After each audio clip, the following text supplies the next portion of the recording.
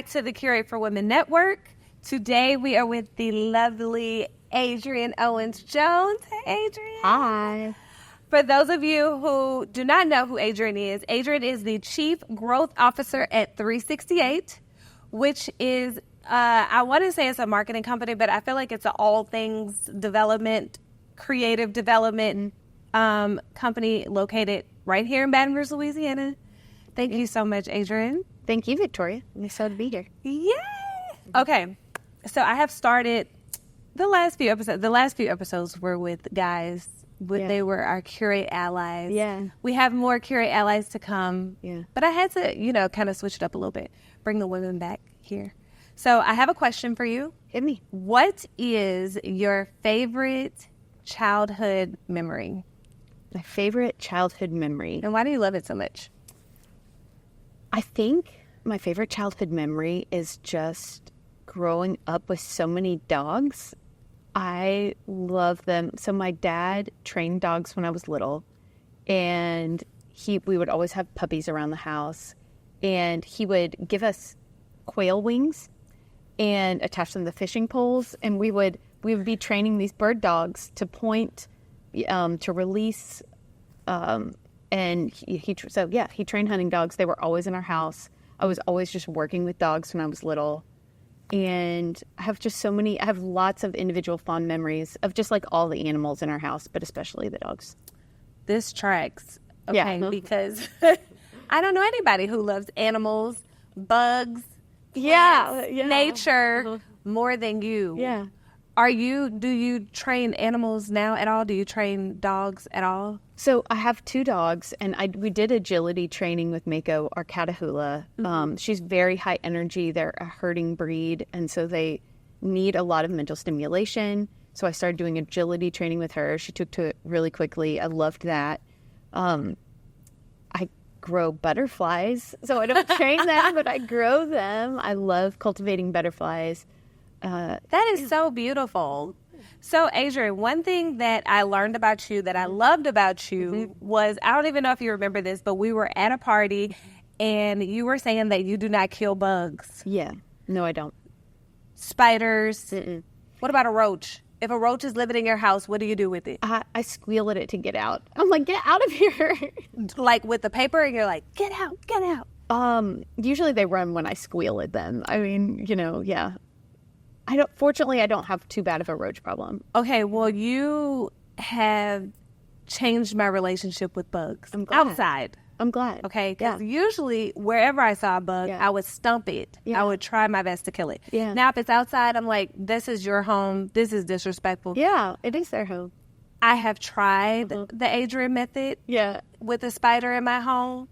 I'm not that grown up yet, but every time I kill a spider, I'm like, oh my gosh, Adrian would not do that. I would not. I don't know. I just feel like it's not, I don't know exactly. I just don't feel good about it. I feel like there's enough like harm in the world. I don't need to add to it. That spider's not hurting me. Okay. I'm not going to hurt it. You know? Adrian, where did those feelings come from? I think did it start in childhood? Yeah. Did it start? Okay. Yeah, I think it did. Like growing up around farm animals and around animals, and we fished. My dad hunted. We had guinea hens out at my grandparents' house. I had a guinea hen named Gus Gus, but then like my dad would kill them and eat them, and I just I didn't feel good about forming relationships with animals and then seeing them killed. Oh, you know what I mean? And beyond that, it was like I realized that if something is aware of me, there's something that's going on in there. Yeah. Like I'd sit and watch a spider or a lizard. Yes. And I'd see it, jump and kind of like keep its eye on me. And I'm like, oh, I could tell it's feeling fear, but it's also like checking me out and making sure it's okay. And it's like, I know that's personifying, but like that's also what's happening. Yeah. And so to me, it's like, how do I go and just decide to take a life just for my own inconvenience? Like that, it just didn't sit right with me. Yeah.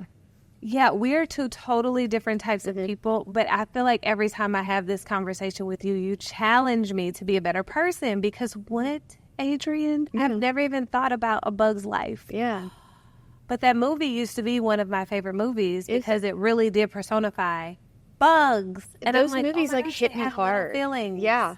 Fern Gully, I don't know if you remember that movie, but like it traumatized me, you know? It was like the trees are dying and they feel it. And I don't know. The trees are dying and they feel it. That's what that movie ascribed. And I don't know if that's real, but like we're learning, the more we learn about trees, the more we find that they have like almost like a neural network underground that they can talk to each other, that they can send resources. Yes. Like if one tree is afflicted with a disease or is dying, healthier trees can send nutrients and resources to that tree. Oh my God. And so there's just so much that we don't understand. And I just like to err on the side of caution when it comes to life on Earth. Okay, so as far as your bills are concerned and all that, like you're paperless.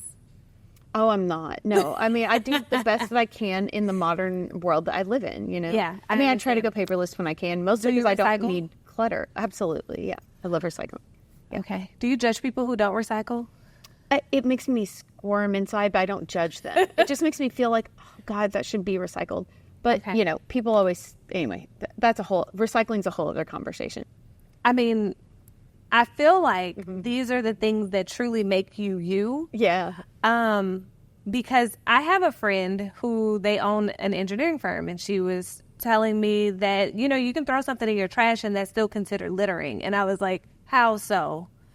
And this is fascinating. Right. Okay. And so she was telling me that we have babies. So if you have a diaper and you just take the diaper and you throw it in the trash, technically you're still littering if you don't put it inside of another bag and then toss it. Yes. This is the kind of conversations that we have.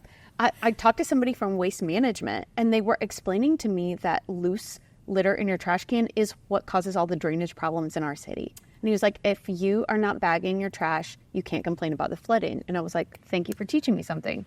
I will always bag all my trash. This is such a random, this is so random because I truly do not spend my time learning in that way. Yeah. But I did have, I don't even remember if it was coffee or break, I don't know, but I was talking to Lamisa and that is what they do. Yeah. And I was like, please explain to me how I can do better. She was like, girl, just put it in a bag and then put it in your trash can because I don't think about my trash in that way. Yeah. So now, forgive me, sometimes I am responsible and but sometimes I'm just like, what does this really do? You know what will really help me? A Netflix documentary. Remember those Netflix documentaries that would turn all these people vegan? I'm like, if you show me what this loose trash in a trash can is doing to the environment, then it might scare me straight. I think they do work. I never watch those because I'm like, you don't need it. I don't need it. Like, you're vegan? My husband wanted me to watch Blackfish, and I was like, I'm good. What is Blackfish? It was all about the whales. Oh, you know, and I'm like, I don't need it. You're already there. I'm already there. We had a conversation. Mm-hmm. I don't know why I remember random things like this. Yeah. You read a poem about a clam, and you were like, your rule of thumb is I don't eat anything that has eyes. Yeah. But you read this poem about clams. And I was conflicted. Yeah. What was the poem, Adrian? You want me to find it really quick? I think I can probably find it really fast. It was basically the clam explaining their life before. That's exactly right. I think I've got it in our images with each other. Let's find out. Yeah, because you sent it to me. I was like, you want me to read it? No, yes, please. This is a Mary Oliver poem called Clam. Each one is a small life, but sometimes long if its place in the universe is not found out. Like us, they have a heart and a stomach. They know hunger and probably a little satisfaction too. Do not mock them out of their gentleness. They have a muscle that loves being alive. They pull away from the light. They pull down. They hold themselves together. They refuse to open. But sometimes they lose their place and are tumbled shoreward in a storm. Then they pant. They fill with sand, and they have no choice. They must open the smallest crack. Then the fire of the world touches them. Perhaps on such days, they too begin with the terrible effort of thinking, of wondering who and what and why. If they can bury themselves again in the sand, they will. If not, they are sure to perish, though not quickly. They also have resources beyond the flesh, and they try very, very hard not to die. That is so sad. But that's my view of the world, right? Like that truly, like that, everything is just fighting to live a little. Mm-hmm. And including me. Yeah. And so what, who are we to just take advantage? But I mean, it's like, we got to eat. Yes. Right. So, but I try to weigh with my conscience decisions. I'm going to say this, and I'm going to get off of your eating habits. I just find it so fascinating. Yeah. You were about to order caviar. Uh-huh. And somebody at the table said, well, it's fish eggs. Uh-huh. Eventually, won't they have eyes? Mm-hmm. And then you became conflicted even in that moment. I still eat caviar. I'm like, it's eggs. I thought about it enough. I'm like, it's eggs. I mean, because what comes first? Yeah, definitely the egg. Yeah. There's nothing there that's having a pain response. Like, I don't feel conflicted about caviar. Okay. But in that moment, you were like, oh my gosh, really? Well, in my moment, I was like, are these fertilized? Which is a stupid question in hindsight, but I felt like on my heels. I don't think that's a stupid question, because even like right now, I'm, because people process things differently and people think about things differently. And so I appreciate the way that you view the world. I think that is what makes me love you even more. Thank you. I appreciate it. Okay, so there is this, aside from, before I even get there, where are you from, Adrian? I am from Edmond, Oklahoma. I've never heard of Edmond, Oklahoma. Yeah. Tell me, what is it like in Edmond, Oklahoma? And what was it like for you growing up in Edmond, Oklahoma? So growing up in Edmond is not what Edmond is like now. I will say that. When I was growing up, so Edmond is what is now a really bougie suburb of Oklahoma City. Okay. So it's right outside Oklahoma City. I oftentimes just say I grew up in Oklahoma City because was the closest place to where I grew up. But when I was growing up, Edmond was small. I mean, maybe 3 or 4 stoplights. And it had some really rural areas, so it was becoming developed, but it had a very small downtown, and then lots of rural area around it. Had a large Lake Arcadia, that was just outside the city, that we spent a ton of time on. Fishing. Yeah, exactly. Fishing, riding jet skis, my dad's boat, all of that. Even just like camping. I loved it. Oklahoma is very different from Louisiana in a lot of ways. I remember when I first came here, I almost felt claustrophobic by the tree canopy, by the lushness of the place. Mm-hmm. The heat was so oppressive in a way I wasn't familiar with, even though Oklahoma gets so hot. It's just different. That's a different kind of heat. Yeah, it is. Is it muggy heat out there? It's very dry. It's very, very dry. Oh, yeah. It's like a blow dryer in your face. Oh, okay. Like it's constantly windy and warm. So I don't know. It was a lovely childhood in a lot of ways. We were allowed to just, run rampant, Did you have a childhood where you drank from the hose pipe? Absolutely. Absolutely. We had a small lake in the neighborhood that I grew up in, and we would drink from the lake. Probably not great at all. We did the same thing. Yeah, but no, we did all the time. Then would swim in there. And I wonder what happened, like what was the generation where they were just like, hose pipe water is a no-go? I think once we learned how much lead pipes still exist, I think there was a belief that a lot had been remediated, but then the more we learned, the more we realized there's actually still quite a lot of lead in tap water. And that's when I think people were like, maybe we shouldn't. Maybe we should do it. Yeah. I don't even know if that was the rationale with people that I know. Yeah. Because again, we think about the world totally different. Yeah. I think maybe we just got to a place where we're like, girl, drink it out but we don't even drink water out the faucet anymore. Yeah. Like inside. We don't even drink tap water at home anymore. Well, I mean, this is a whole conversation around our decaying infrastructure and the lack of our ability as a state, not Louisiana specifically, but, our government to maintain the infrastructure necessary for a healthy and thriving civilization. Mm-hmm. Water requires treatment not all water treatment is done well. Not all water is managed well. Baton Rouge is actually really lucky. We have some of the best water in the country. Shout out to Baton Rouge Water.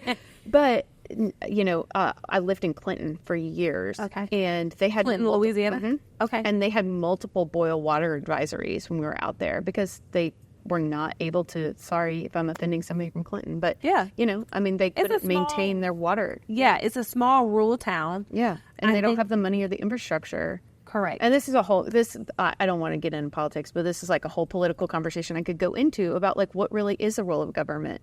To me, like that is the role of government is to make sure that its citizens that are paying taxes have water. Yeah. But we continue to privatize more and more of our utilities, and I think it's a mistake. I also think that it is a out of sight, out of mind matter for a lot of people. Mm-hmm. This was part of the reason why we did the whole DEI conference last year, because I wanted to kind of expose the idea that diversity, equity, and inclusion is not just race or a gender thing, that it is truly, we have our own biases because we have our own privileges that we take for granted. And we just assume that because we have it, that everybody does. And so in my mind, that's why people don't prioritize water. It's the whole conversation around like why people don't prioritize handicapped people, why these ADA laws had to come in place for you to make a bathroom accessible for a person in a wheelchair. You know what I mean? This reminds me of there's an organization that we're hoping we can work with. We're talking to them right now called Making Spaces. And it's a woman who started an entire organization to create a recruitment platform for people with disabilities to be able to find jobs because she was let go from her corporate job after she became disabled. And I was like, how does that even happen? Like so naively. And of course it happens. And yeah, we are, I think, as humans, default to what is easiest, what is the lowest common denominator. It takes effort to do hard things. Yeah. So I think that's also part of it, Adrian, you're so smart, and I'm trying to figure out, like, when you went to school, did you already know what you wanted to be when you grow up? Because I feel like you study everything. What do you think I went to school for? If I had to guess based on what you do right now, I would say something in the field of marketing or public relations. Yeah. Having conversations with you, I'm like, at this point, I really don't know. Did you go to school for agriculture? Yeah. Like, I love it. So I was a horrible student. Before we started talking, I was sharing about my multiple forms of neurodivergence. And it made it, I'm dyslexic and dysgraphic. School was always really, really hard for me. Gotcha. And I made bad grades. I almost didn't graduate high school. Even though I had A's in some classes, I had F's in others. That is truly hard to believe. Yeah, no, it's true. And so I went to college and I changed my major, I think, honestly, probably 25 times. I'm not exaggerating. Multiple times a semester. And they let me do this. And in hindsight, I'm like, somebody should have been like, girl, no. But figure it out. Yeah. I feel like it's because you're so smart in everything. I think that I'm passionately curious about more than most people. Yeah. And so when you are curious, you can find the motivation to learn. Yes. And so I graduated with a degree in classical studies, which had a focus in ancient Greek, philosophy, poetry, literature, history, theater, were all combined. So I see that too. Yeah. So, and like that is very much like philosophy and art are the intersection of like my favorite things. That also makes, because you had like this fairy tale themed birthday party. Yeah. Yeah. And I'm like, do you know how long it would take me to turn into a fairy tale something? Yeah. I truly admire that you have studied so many things. And so as we're having conversations with you, we're constantly learning things that you, know, and something that you're also learning. Yeah. And I want to say that your LinkedIn says that you are a forever student or something like that. Yeah, a lifelong learner. A lifelong learner. That's so cute. Okay. Yeah.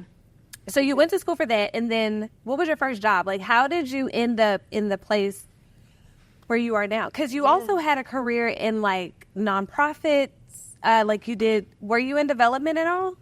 So you want the career journey path? I mean, Take me from college.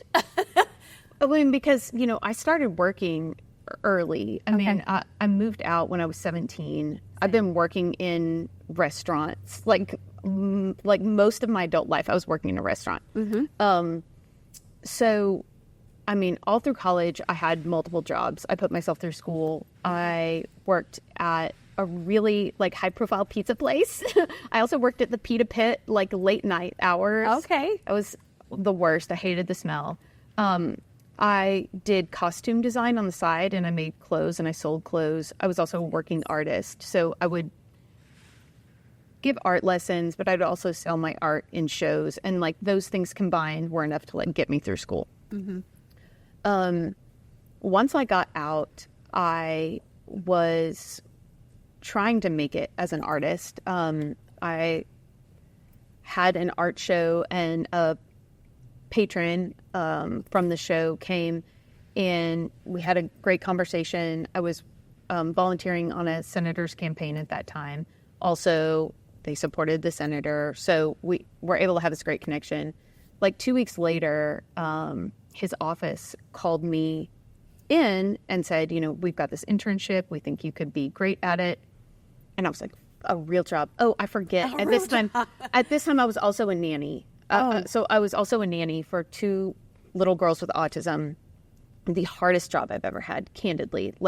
2 girls under the age of 7, both of them. Oh my God. And it was just like a full-time nanny. Yeah. And it sounds luxurious because it was a affluent family. They'd fly me to Disneyland and stuff, but it was caring for 2 little girls when I was in my early 20s, Yes. Oh my gosh. It was hard. It was I will just say it. I don't know how single mothers do it because there were all the resources in the world, but it was just. Did you feel like a single parent in that job? I think I would be how am I going to go to the grocery store and get these girls and all the stuff. How long did you keep that job? 2 years. And but it taught me a lot just about emotional regulation, Yeah. And patience. Yeah. And logistics. Yeah. Even me for the day having to manage 2 little people was so much. That's what I mean by I don't know how single parents. Yeah, single parents do it full time. You know what I mean? That's. And then you're outnumbered. Yeah, that's a lot. Yeah. I think about my dad, he raised me and my 2 other sisters. And in hindsight, I'm like, how did he do that? I look at pictures of me when I was younger, and my hair was always so janky. It was always a frizzy side ponytail with a lopsided bow. But He tried. He tried. It was dad hair. And that's it's he was trying his best. Cece came into the room this morning, sidebar. Her hair was perfect. And Ross did it. Oh, good job. And Ross. I was I was somewhat proud of him, but then I was also it kind of made me sad a little bit. Because it's so funny, some days she'll go in the daycare and she'll have her dad hair, as you call it, and they would immediately know that I did not do her hair, and I appreciate it. Yeah, and then there's something endearing about it. But he did the very best he could, and it was so cute, and Cece loved it, because she was literally telling everybody, Daddy did my hair. Oh, I love that. Okay, but continue. Oh my gosh, that's so cute. Where were we? Cute. I made him a word. Jobs. Okay, so I was a nanny. I was trying to be a working artist. No, actually, you were talking about how your dad raised you, and you were literally hindsight, how did you do that? Yeah, no, that's true. I mean, that's the end of that thought. Okay. Is how did you do that? How do parents raise kids? Period. End of discussion. I think it's got to be the hardest work in the world. So, had this opportunity for getting out of a job that I was really frustrated in. And I just went in and I crushed it. I mean, I was like, I'm going to just work my butt off. It was a private family foundation, and they were doing the coolest work. So it was the Kirkpatrick Family Fund. They're one of the largest private family foundations in Oklahoma City, and they grant millions of dollars to the city every year. So how fun to be working in this organization that's literally giving money to change the face of our city for the better. And the initiatives were focused on the arts, which I loved, but also they had this really cool initiative called Aspera Moss that I got to be immediately plugged into and help drive forward that was focused on ending teen pregnancy in the city because we were seeing this rapid decline of graduation rates for young girls in the city. And so it had this great connection to my passion for education and my passion for women and seeing them succeed. And it was some of, again, like the work that I'm proudest of in my life. We worked with everyone from Planned Parenthood to the Archdiocese of Oklahoma City to the Department of Health, like the most unlikely partners, community health partners in largely Hispanic areas, in poor white areas across the city, like multiracial, highly economically impoverished, underserved communities that were just continuing to go deeper and deeper because they didn't have the resources necessary to thrive and survive. And so it was so interesting to me to see how tackling teen pregnancy and just keeping girls in school, tackling teen pregnancy kept girls in school. That was one connection that I'd never made. Yeah. And then two, getting girls to graduate, how over the course of years you saw communities being uplifted. And that was just like a lesson I've carried with me, is like the importance of education, the importance of women in uplifting communities as a whole.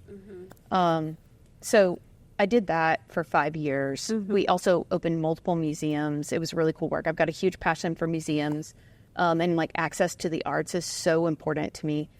And letting people have exposure to the power and the catharsis that art can bring forward. They also had an arm that was committed to eliminating, making Oklahoma City a no-kill city for animals, which was another thing I'm super passionate about. So it was just like very right up your alley. I know. It was very aligned work. And I also got to dig into technology a lot. They were doing everything on paper when I got there. And I was just like, oh no, we're going to get this on the online. And so that was really fun. That was kind of my first foray into what I later kind of created a career in, of digital transformation, of improving organizations through technology. So I did that. During this time, I met a fella, Will Jones, who I'm married to, and I know, Will Jones, and he wanted to move back home to go back to school at LSU. We had an opportunity to, we had family here, have support. It was the lowest cost of living of all the places we were looking at. I thought it seemed fun, so we just decided to make the leap. And it was at that time I got the opportunity to come work at LSU. I worked at LSU for 9 years in fundraising. I started off in the College of Science. I helped build the Women in STEM program there, and I was in donor relations. I did a lot of work with alumni from the College of Science. And then, I was working with the fundraisers, and I just saw so much opportunity that wasn't being realized. At the time that I joined, the foundation was really small. I want to say, maybe 30-ish employees, which when I left, I want to say it was closer to 150. So it was a very different organization over the course of 9 years. There were no metrics, and there were no real technology-driven tools in place to help fundraisers manage their own portfolios, manage their own proposals, really do the nuts and bolts, like the science of fundraising was missing. So I was so excited to come in. How did you know the science of fundraising? Oh, this is interesting. I mean, because I just read a lot. I just read a lot, and I taught myself a ton. This is the thing that people think you've got to go back to school to do something, that you've got to have some formal education to get somewhere. You don't. To me, experience is like one of the best educators. Yeah. If somebody tells you they know how to do something and they have no experience in it, then I'm like, how? Yeah, right. But if I truly believe, I just read a lot. I started applying what they told me. It was working, and then I was able to deliver those results and say, look, this works. I think I'm naturally really good at research. Honestly, is also part of it, is why it works, because I could just go down rabbit holes. Again, my ADHD lets me hyper focus, go down a rabbit hole. It was also connecting the dots. Another thing that I forgot to mention, I was playing World of Warcraft a lot when I was in Oklahoma, and I ended up becoming Like on the computer? Or, okay. And I ended up becoming no, it was a video game, a massive multiplayer online video game, and I ended up being one of the top ranked players in the world. I was top 40 out of like 13 million in the world at the time, and playing at this like bleeding edge was extremely competitive. So you would come home, I would get off work at 5:30, 6 o'clock at night. I'd eat dinner, I'd power nap. And then I would get back on my computer and I would raid until like midnight or 2 a.m. Because we were trying to achieve world first or realm first boss kills, meaning downing dragons. Okay, so and you're playing with a virtual team. Absolutely, global team. I was playing with people from Australia, from the Pacific Islands, from West Coast, East Coast. It depended on what server you were on, but you could have global teams. So to play at that competitive level, you really had to get good at analyzing the data. You would have these really robust dashboards, and you would dig into them to see, okay, did I take too much damage? I ran out of mana. What was I doing to make me run out of mana? Mana, like when God fed the mana people in the biblical days? Is what spellcasters used as a resource to cast their spells. Okay. So so you would be digging into all this data to figure out, like, how do I improve my performance for the next night? And I ultimately raced through the ranks to lead the healing team for several of my raiding guilds. And so I'd have to give feedback to other players on the team, right? Mm-hmm. And so it taught me a ton about data analysis, about performance management, about developing strategy, about research. And so it was so easy for me to connect the dots between these things and fundraising. Like, I think the parallels are directly there. Okay. So not that's about to go try to figure out how to play Warlock. Yeah, what is World of Warcraft. So, and like I've spoken at conferences about this. Like, I thought about writing a book. I literally could write a book about this because there's so many parallels between what gaming can teach you and just business, period. But fundraising, I was able to see a lot of parallels in that. Are you naturally good at things? Or is this why you do so much research to try to get yourself to a place where you can master it? So this is where I think I love StrengthsFinder, which is a personality assessment that I love. I think I am really good at some things. I think everybody's really good at some things. I am not really good at remembering people's faces or names. I am not really good at things that require high precision. So like baking, I'm terrible at. Okay. I'm Are you clumsy. a good cook? I'm a great cook because it's it's experiential. Okay. It's sensory. It's different, right? It's not like you have to measure this precisely. Gotcha. Whatever tastes good. It's what tastes, and you smell it. It's like you have to know that, like, just because it says 5 minutes, if it smells ready, it's ready. Yeah. Don't overcook your whatever, Yeah. So it's like a little bit intuitive, more than baking, I think, sometimes. So there's things I'm good at and things I'm not good at, is what I would say. And I know my strengths. Yeah. And I think my strengths are being able to research. Yeah. Being able to rapidly learn. I am a really rapid learner. Yeah. And so I think when I'm researching and learning on things that I'm gifted at, then I've gotten to the top of my field in multiple times in what is not a long life yet. Okay. And I think that's because I'm good at channeling the excessive amount of energy that I have. Yeah. I've never seen you do anything that you weren't good at. So that's why I'm like, so you're proving to me that you have literally lived like 9 lives. I really have. Because after fundraising, then what?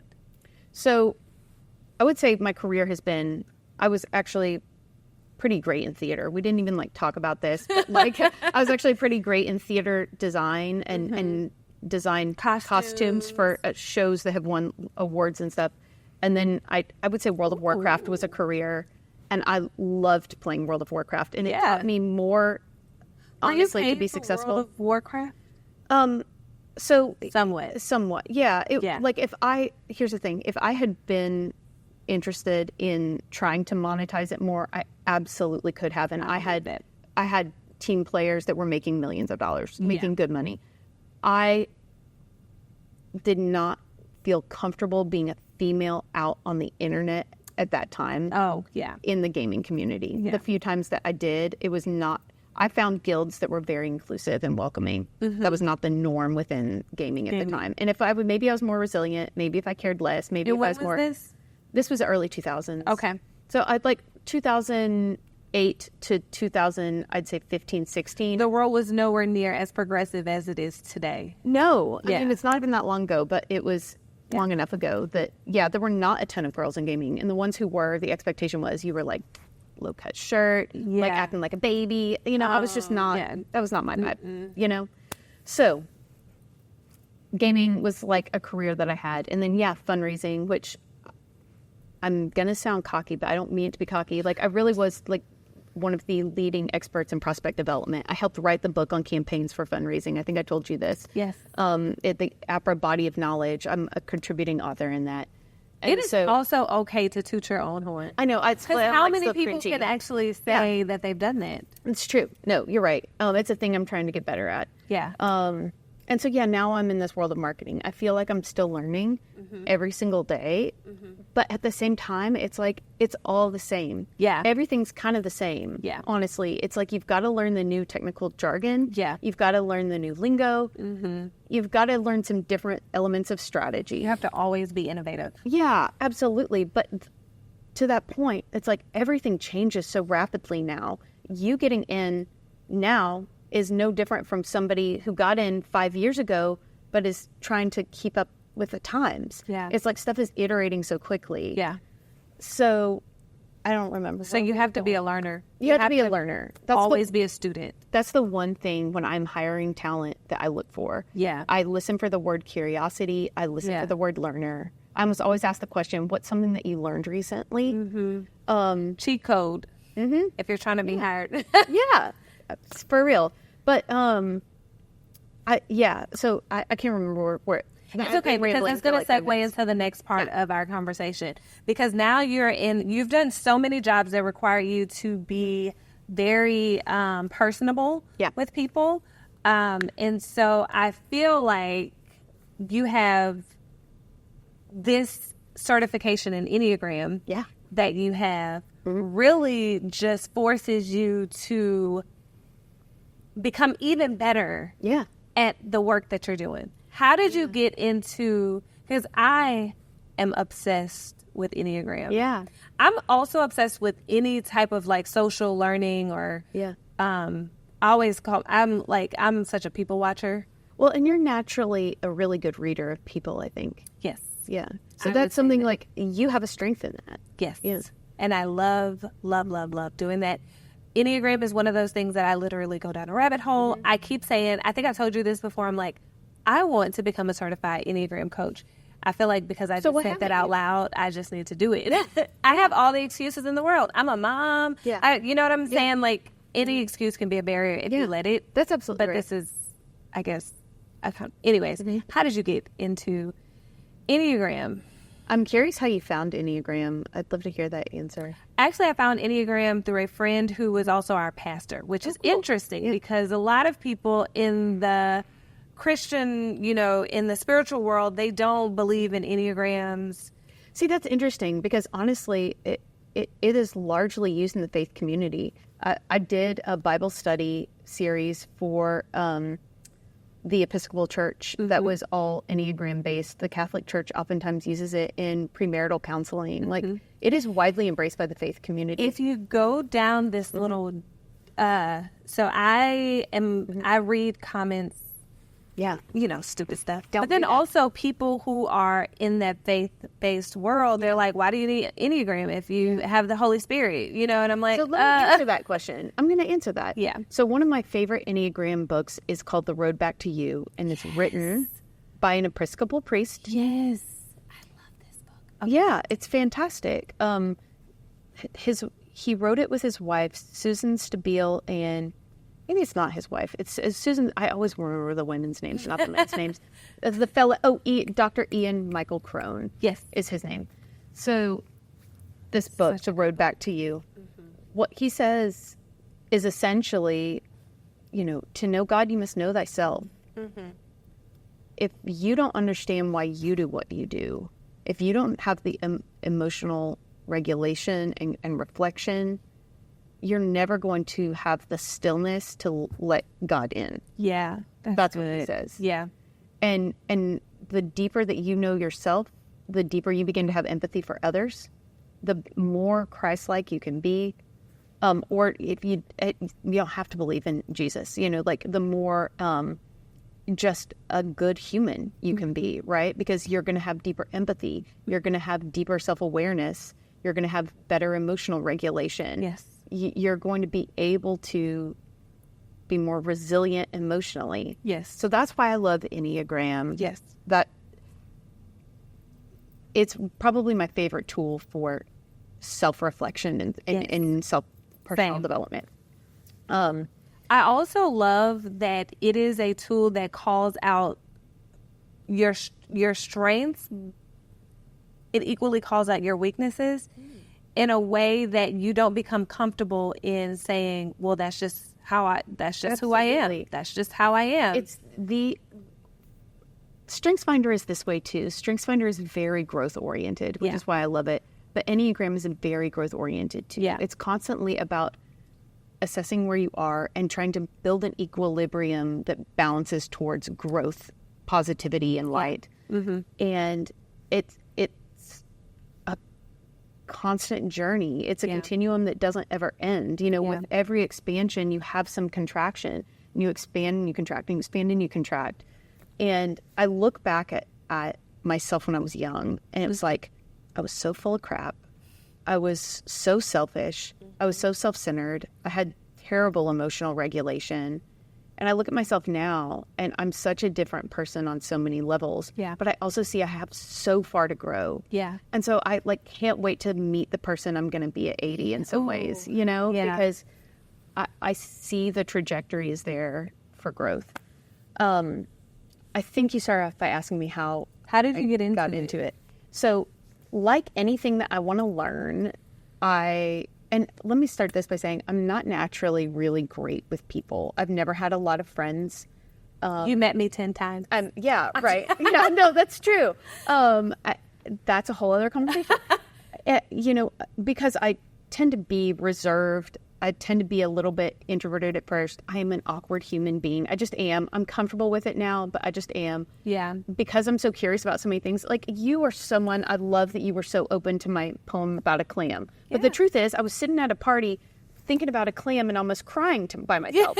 That's weird. I'm weird. I'm a weird person. So, and it's hard for me to not be myself. Yeah. So I started getting into personality assessments as a way to understand other people, because it's not natural for me. Yes. And I wanted to have deeper, more meaningful relationships. Because how can you study everything else and not study people? Yeah, absolutely. Yeah.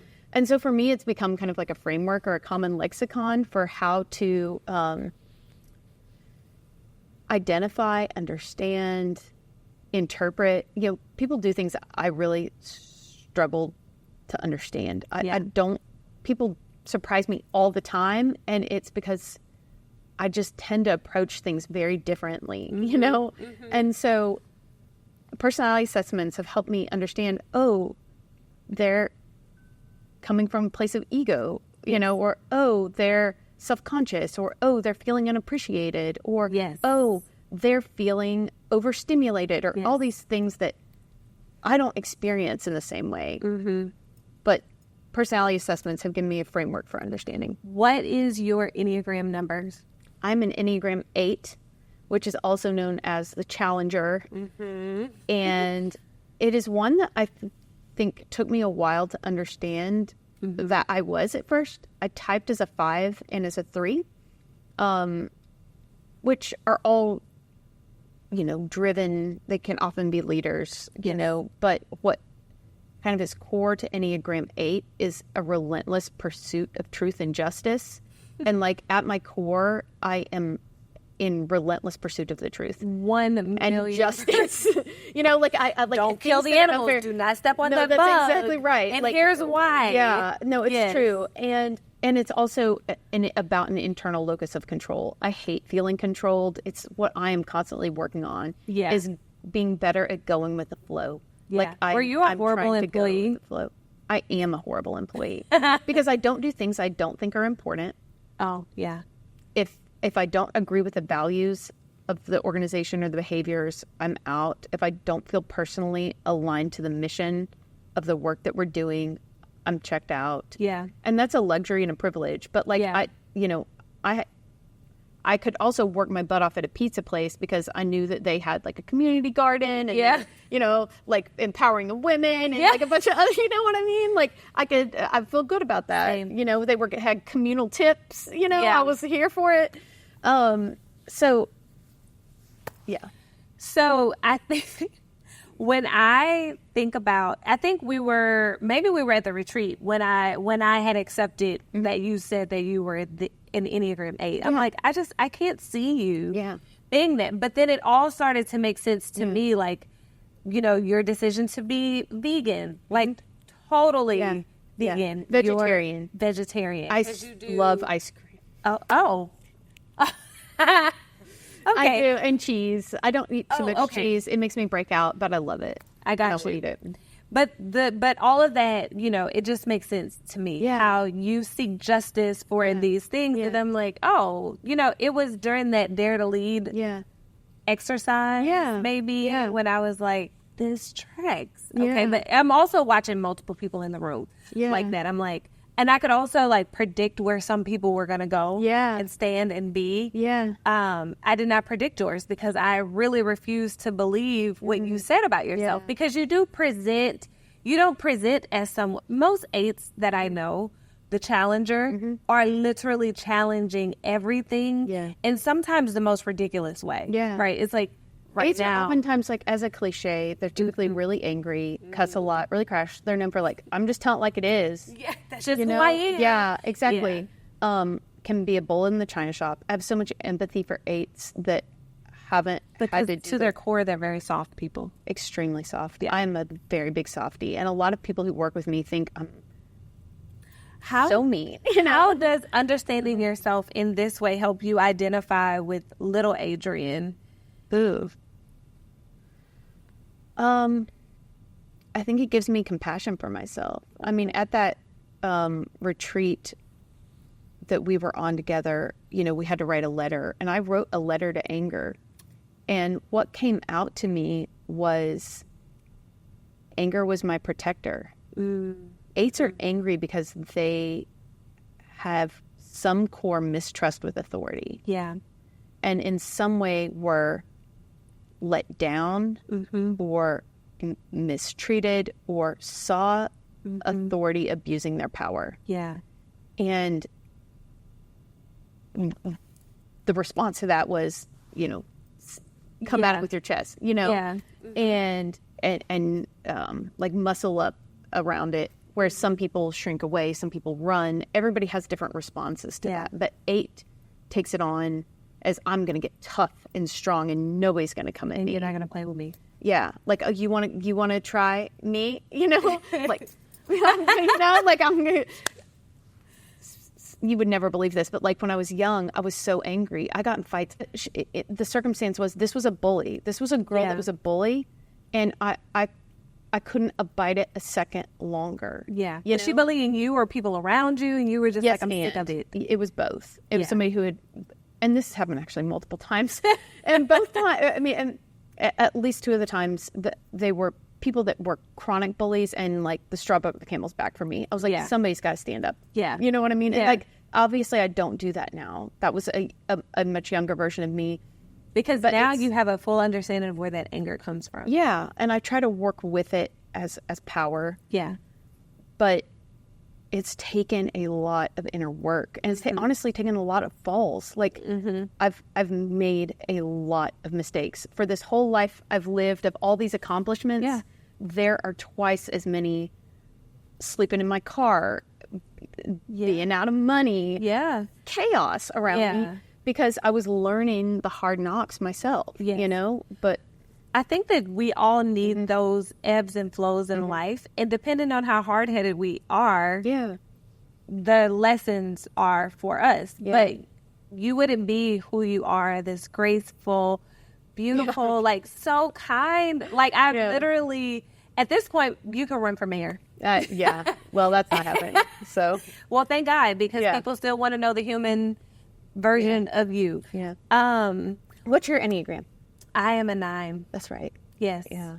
And I am internally angry. Yeah. 9s and 8s are so close. We're very, very close. We're drawn to each other. Ross is a 6. Yeah, that's right. He's a 6 wing 5. And it is so true of him. Yeah. Sometimes I feel like when we're in this space where we're like misunderstanding each other, it's like a chronic, like this is happening.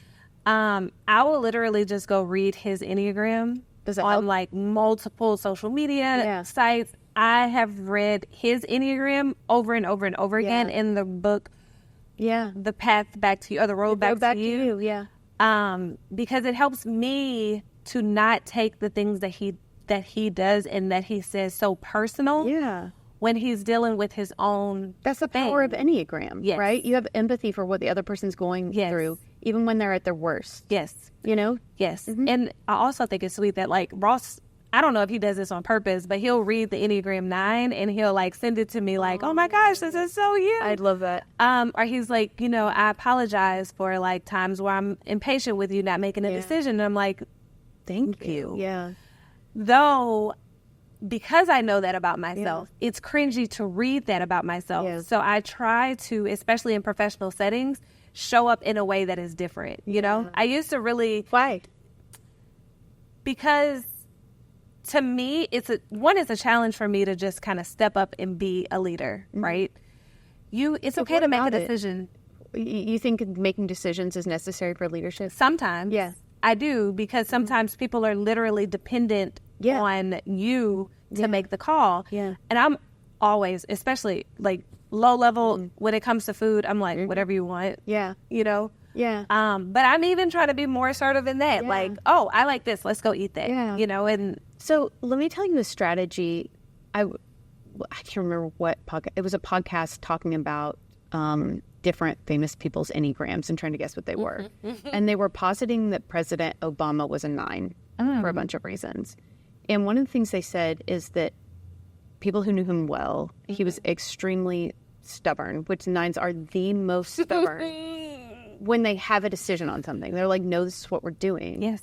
And when he had a deep belief and conviction on something, it was no questions asked. He could make an easy decision. But then his tactic for all the other stuff that he didn't have a strong conviction on, he just empowered the people around him. And so maybe that's like, you don't always have to have the answers. Like, I trust you to do it. And that's a way for 9 to live in that, to be present in their own authenticity. Yeah. Without, you know, feeling weak as a leader.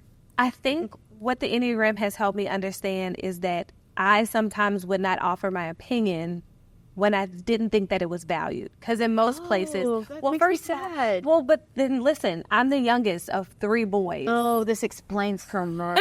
God. And so sometimes, how are we friends? I don't get along with babies. Well, because I don't present as a baby. You don't ever, because I've never felt like.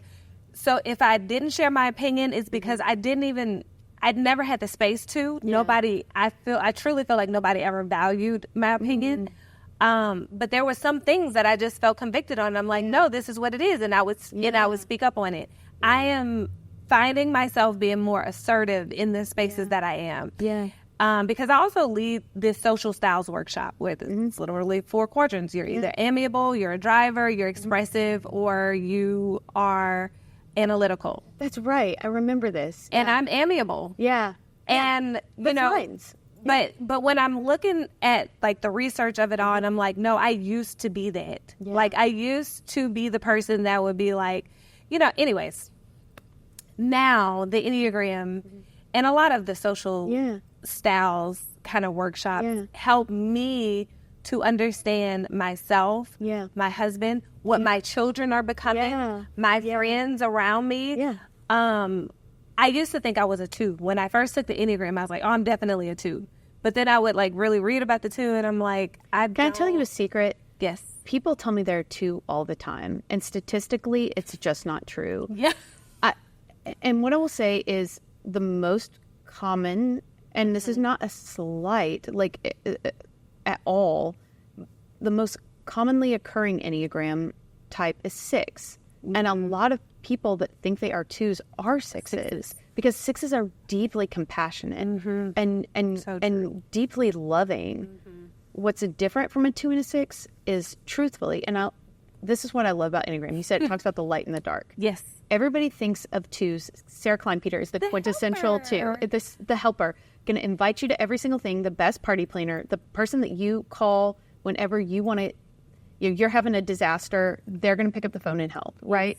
But with that comes a lot of pride, a lot of built-up resentment. It can present with passive aggression, expectation, and every 2 I know is like, yeah, that's all accurate. That's deeply there, and that's what they're constantly struggling. The fear of not feeling valued if they're not giving back. 6s don't battle with that. That's not 6s hang up at all. They're skeptical. Typically, 6s are typically skeptical of authority. Yeah, and skeptical or full on like, I don't fool with it. Yeah, if it doesn't make sense, I'm just not doing it. Which is interesting because not that this episode is Ross, but he's been a firefighter for 15 years. Yeah, and knowing like how he is, well, the 6s are loyal. So I'm like, now you've built this brotherhood and this love that you have for service and the men that you have been connected with in this space. But there's a true authority in that space that you can't even bulldoze, even if you want to. Yeah. And for him, I'm like, I could kind of see that little power struggle a little bit. Yeah. But he sticks to it regardless. Yeah. Also a lesson I've learned from him. Because much like you, I'm like, I don't need this. Yeah. Girl, I will quit a job with negative money in my bank account. I'm like, I don't need this. I don't like this. I don't. Ross would never. Yeah. Because he's also calculating, well, if I quit this job, then I'm not going to have That's exactly right. That's 6s. They're gaming out the worst case scenario. I have a friend that recently left her job probably a year ago, and I was so glad because it was so beyond time. Yes. But she had deep loyalty to the institution. She felt, I'm like, you don't owe them shit, girl. Like, you do not owe them a darn thing. Yeah. She was somebody who, again, like, I'm never going to find another job. Like, you have got endless skills. Like, and this is where the dynamic of 8 and 6 always comes into play. Yes. 8 loves to hype their people up. They are in being a challenger, they're also the defender. They're like, no, I'm getting you a new job. We are getting you out of there. Like, that's the energy I bring to my friendships.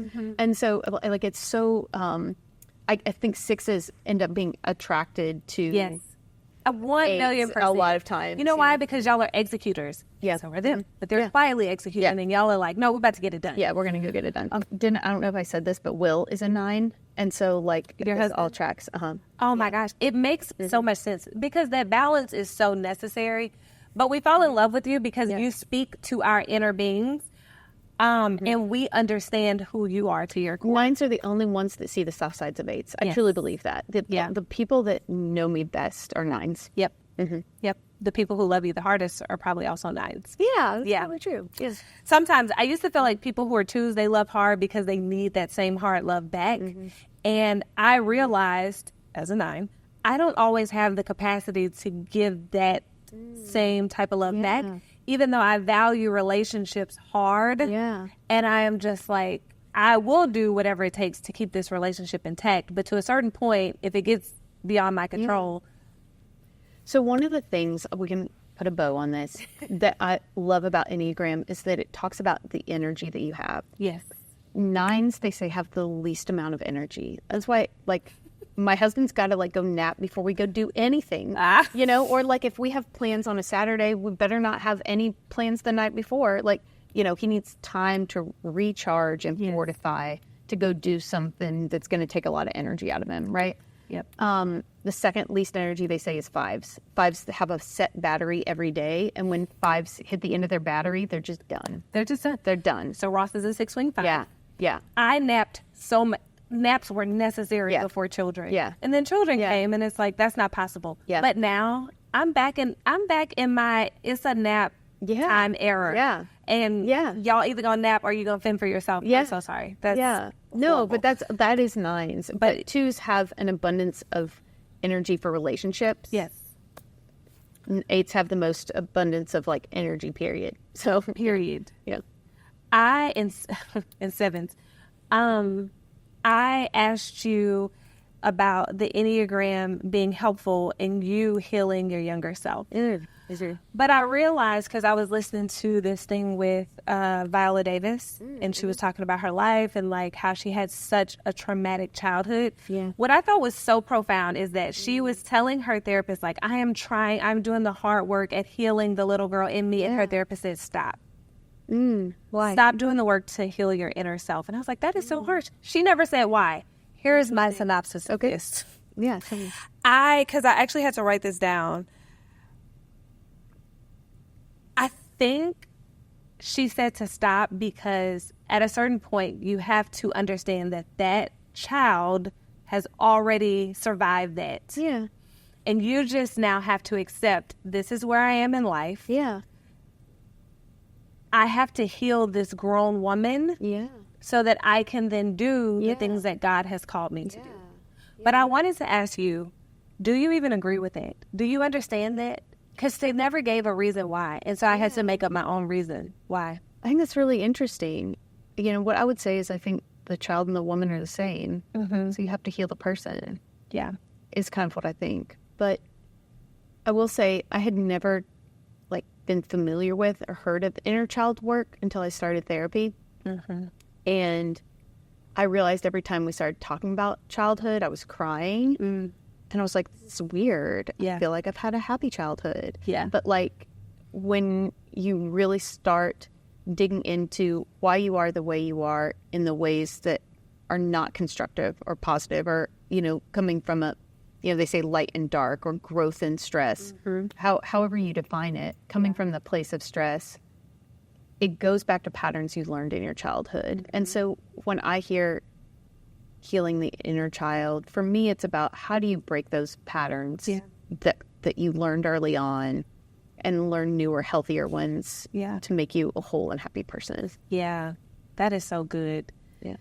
Are you in your era of, I am getting there, I am a healed woman, or I am much more healed than what I was maybe 5, 10, even 2 years ago? Yeah. I think it's a constant journey. You know, I feel so far from where I want to be, but I know I've come so far. Yeah. And I just try to I mean, I can't even picture you punching a girl down. So I think that, friend, I think you've come pretty far. Yeah. And I know. And it's hard. Like, I will say what I'm really working on is integration of selves. Yes. I think you see me as the creative person that I am. Yeah. When I was at LSU, that was really buried. You know, I was like a wonky, like I embodied this nerd persona, you know, when I was all about data. And I just really tried to present as like super serious and data. And I wore suits and I presented so masculine. And I ignored the soft, creative. Yes. You know, I embraced the innovative. Yes. But behind that is I got my inspiration from a poem about a clam or whatever, you know? And so for me, growth right now is deeper integration. It's just being honest about what do I love? What do I want to do? What do I not want to do? And not feeling bad about it. Yeah. You know? Yes. How about you? Where are you on your arc?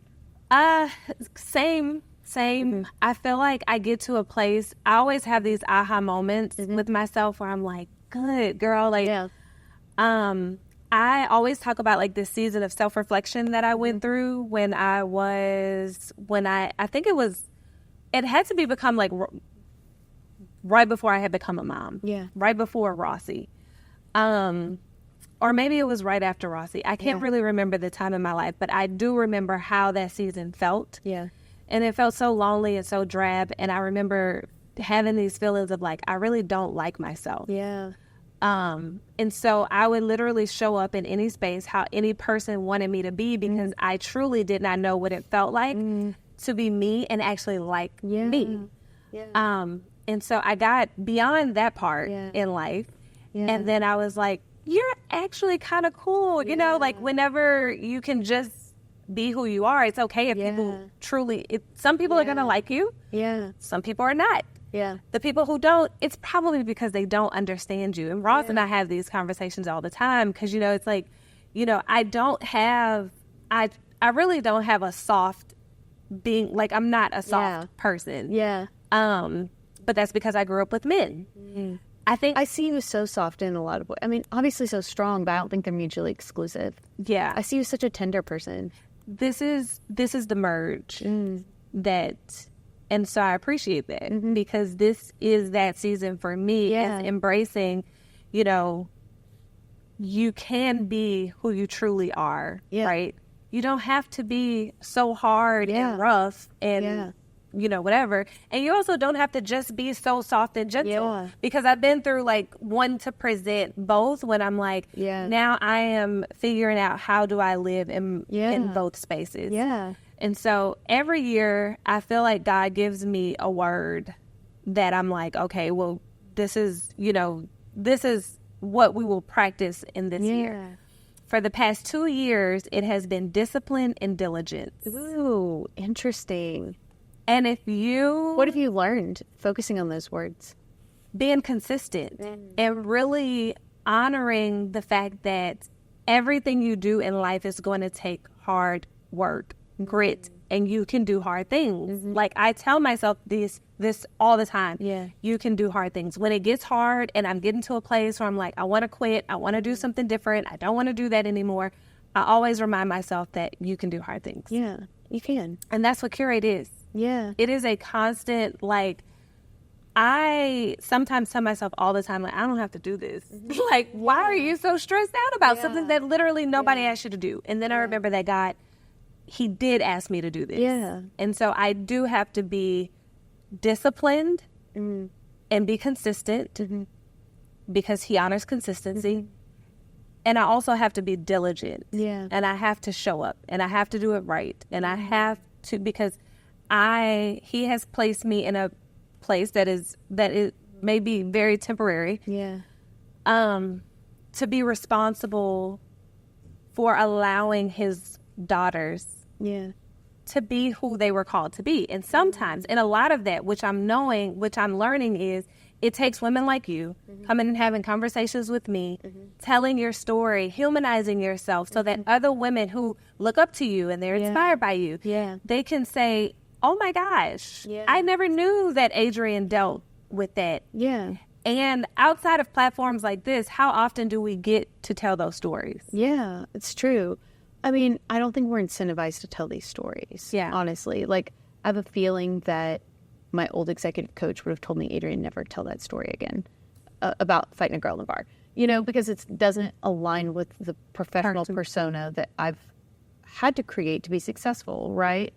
But this is, again, like back to the season of integration. It's like if people think that you can never be messy, then everybody's going to fail. Yep. You know, everybody's messy. Yep. Anybody who says they're not messy is full of it. Yep. And you can be less messy and you can get your mess under control, you know, and you should work towards less messiness in life. But the reality is everybody's been messy at some point and everybody's going to be messy again at some point, you know? Let me tell you, I literally, on one side, have had women in my life that were a complete, total disaster.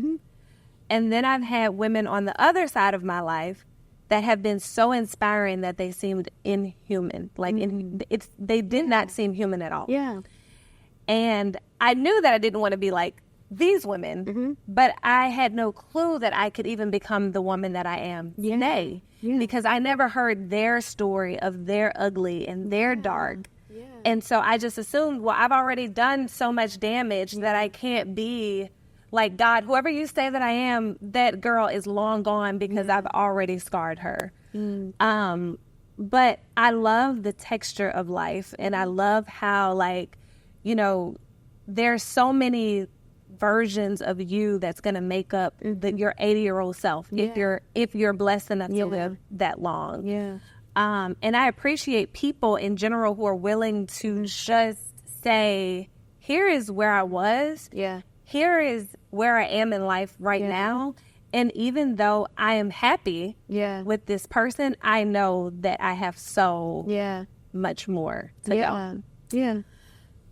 We'll love that. So, because I don't even know how long we've been talking, but I'm sure it's time to wrap this up. Oh, yeah. Oh my God. How did time fly? I know. It's like when we go to dinner. No. I remember the first time I asked you to do this. Our dinner. Yeah. You were like, what am I going to talk about? I'm like, girl, what? Yeah. So many things. Yeah. Okay, well, let's wrap this up by your younger self. Mm-hmm. What are you... No. 2 questions. Mm-hmm. In 2029, what does this Adrian look like? You know, That's 5 years from now. I've really been...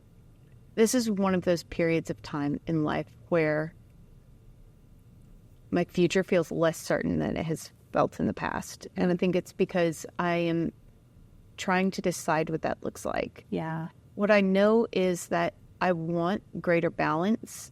For me, that means I want to pay better attention to my health. Yes. My mom's already got osteoporosis and she's not that old. And she's like, it's genetic. Like, get your health in order. And I'm like, God, I really need to be working out. Like, I need to. Yeah. I used to run all the time. I don't run as much as I used to eat grass for a living, so that's a good start. Yeah, that's true. You know, I want to have space in my life for my passions and my hobbies and creating new things. And I want to continue working with and inspiring and being inspired by other people who are trying to make the world a better place. Yes. You know, that's a common thread of all the work that I've done, and it's a privilege I'm aware of, but it's not one I'm willing to sacrifice. Yeah. Like, I want to keep doing good work. Good. So You have so much more good work to do. yeah, I do. I said this a million times, but you can literally do any job and smash. I don't know if that's accurate, but yeah. All right. What are you telling Kid Adrian?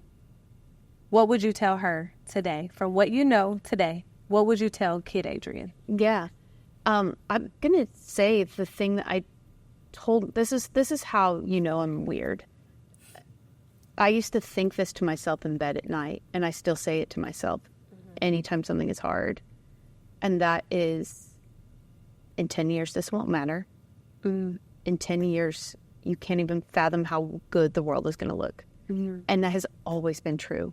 When I look back 10 years ago, I could have never fathomed that I'd be where I am. And 10 years before that, I could have never fathomed where I am.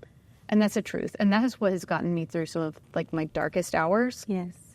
And given me so much resilience in life. Yes. You know, I was really bullied when I was young. I had the nickname of Buggy, and because I bugged people. And I used to sit and just, like, be so sad. And I told myself, like, even as a little girl, in 10 years, this won't matter at all. You're probably going to be a professor, you know, or whatever, you know, and like, that got me through. I'd be like, yeah, I'm just going to work on being a professor, you know?